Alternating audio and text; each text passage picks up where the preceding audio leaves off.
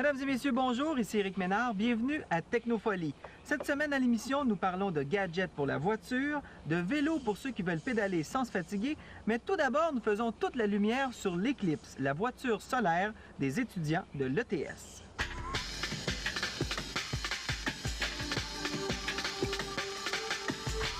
Le principe est très simple, c'est un véhicule électrique qui traîne avec lui son propre chargeur. Donc, les cellules solaires n'accumulent aucune énergie. Ça doit absolument avoir des batteries. Au moment où ce qui ne fait pas soleil, on roule principalement sur les batteries. Au moment où ce qui fait soleil, c'est les deux énergies qui nous aident. C'est le fun, hein? C'est quand même spacieux. Oui. OK. Ah! La vitesse de pointe se situe entre 120 et 130 km/h. Mais on ne peut pas maintenir cette vitesse longtemps parce qu'on consomme énormément d'énergie à cette vitesse-là.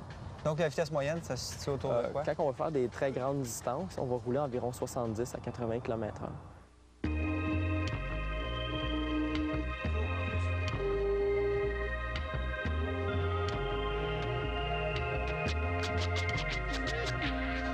Tout ça, ça fonctionne avec un ensemble de cellules photoélectriques comme celle-là. Oui. Comment ça fonctionne, ça, exactement? Une cellule solaire, c'est basé principalement de silicium. La manière que ça fonctionne, c'est qu'il y a des électrons qui sont sur la surface, puis quand ils sont bombardés par la lumière, ils passent de la couche supérieure à la couche inférieure, ce qui produit un courant électrique. L'énergie est captée en surface par les petites lignes qui sont amenées jusqu'aux conducteurs principaux ici pour les acheminer à la prochaine cellule.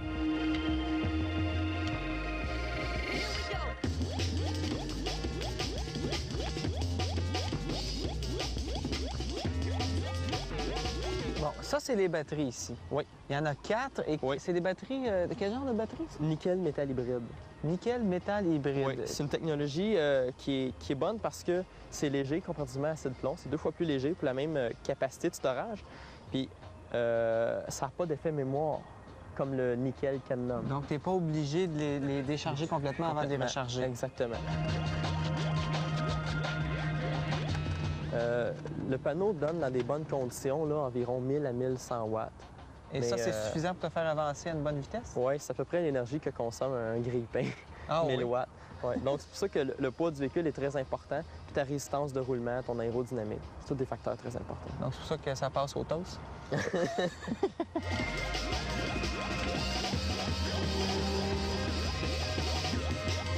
Ici, tu as le moteur. C'est vraiment ça qui génère tout le mouvement là, pour la voiture. Exactement. C'est un moteur de 19 HP qui est quand même assez efficace. On a une bonne efficacité avec environ de 96 Puis ce moteur-là, la particularité qu'il a, c'est qu'il peut faire de la régénération électrique. Donc, au moment où on veut s'immobiliser, on peut récupérer l'énergie qu'on a en mouvement pour recharger les batteries.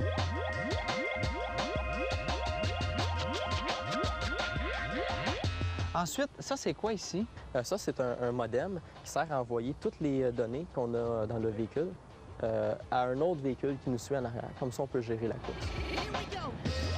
Ce véhicule-là, il a été conçu pour une course. Le but, c'est d'être le plus léger, le plus aérodynamique possible, mais on sait que ça n'aura jamais une application commerciale. Mais peut-être qu'un jour, ça serait le fun. Il y a déjà des véhicules hybrides sur le marché qui fonctionnent avec de l'électricité et de l'essence, d'avoir quelques cellules sur le toit de la voiture, ce qui permettrait de la recharger en la laissant au soleil, tout simplement.